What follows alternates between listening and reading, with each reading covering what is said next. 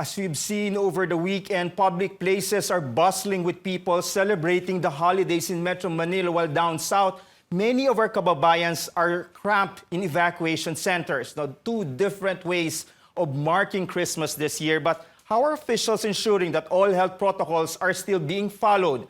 Joining us live tonight is Interior's Undersecretary Epimaco Densing.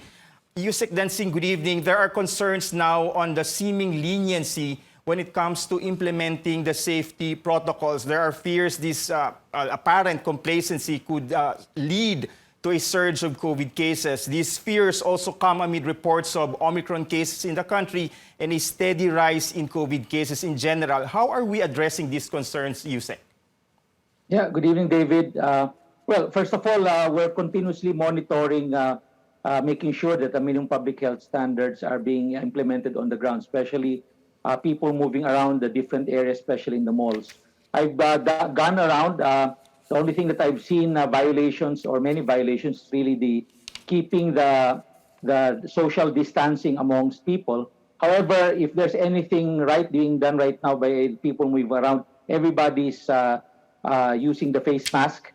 It's seldom that I see people not using the face mask. So that's already a common thing happening right now. But we're trying to make sure that the other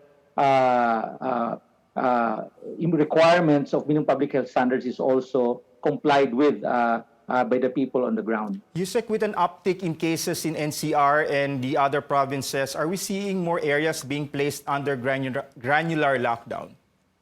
Well, until today, we're still doing a lot of granular lockdowns. That has not stopped even the fact that the numbers have been going down consistently for the past 2 months. So we're still doing the granular lockdown strategy together with the alert level system. In fact, just earlier today, David, we met with the National Task Force against COVID-19, and that's something that we've agreed to continuously to do, despite the fact that there's the numbers have been getting down or below the threshold of 500 cases. No?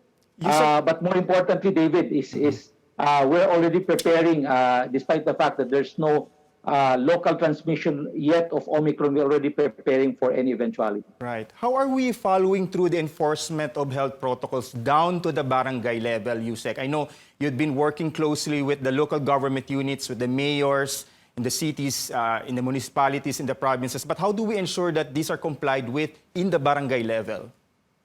We've been continuously reminding our local chief executives of making sure that there are what we call protocol or safety officers on the ground. And usually the safety and protocol officers are either barangay officials, or sometimes they would delegate the same function to security guards or other individuals if we're talking about private establishment or malls. So this is something that we've continuously reminded our local chief executives, that there should be people reminding the other people to comply with the minimum public health standards.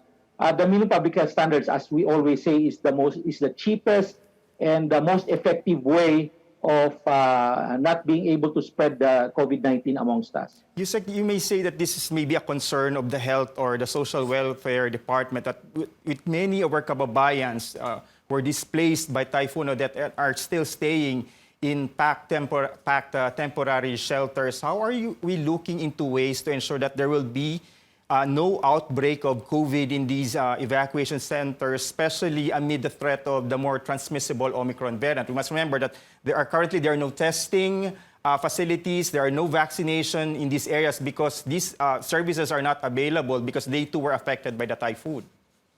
Well, David, with the exception of the first few days after the ravaging of Odette, the people have been scampered in a lot of areas because of the typhoon.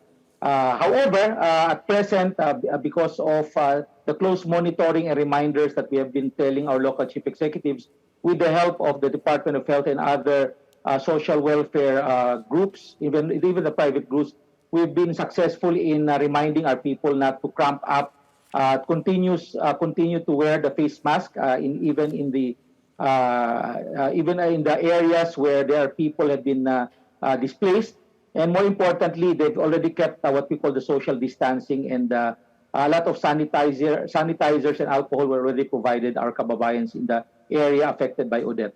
On our possibly related topic, Yusek, I would like you to look at this very short video clip being shared by some netizens. According to a spokesperson of the Philippine Air Force, this was supposedly taken in Butuan City, although no other details are available so far, and we have yet to verify this video with Butuan LGU. But this video is making the rounds now, and here it is. I would like you to take a look.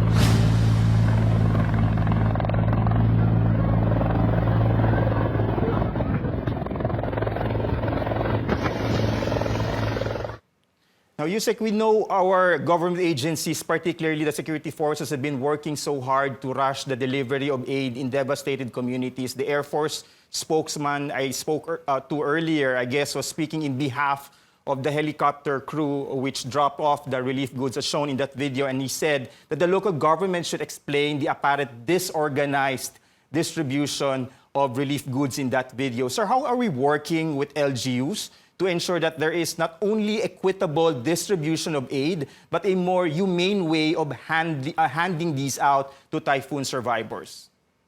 This is the first time I've seen this video, David, and I'm really shocked seeing this video.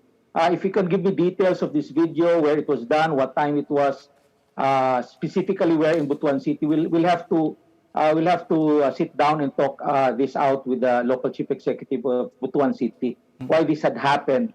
And of course, coordination should have been made whenever relief goods are to be delivered or distributed in affected Odette areas. So we thank you for this information, and we'd like to look into this much closer.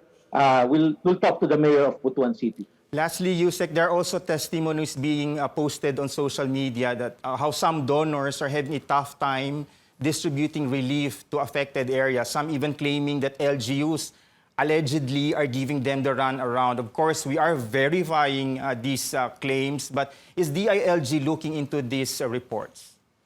Yes, the last few days I've been getting reports that before relief is being distributed amongst our affected individuals or people in the areas, they were claiming, or at least alleging, that before any distribution could be made, the mayor or the governor should be there.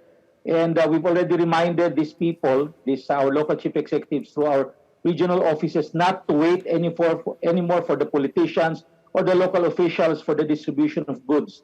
They do not have to wait for any VIP for the distribution. Once the relief goods are there, as long as it's already organized, they should be distributed immediately, even without the local officials or the politicians being present.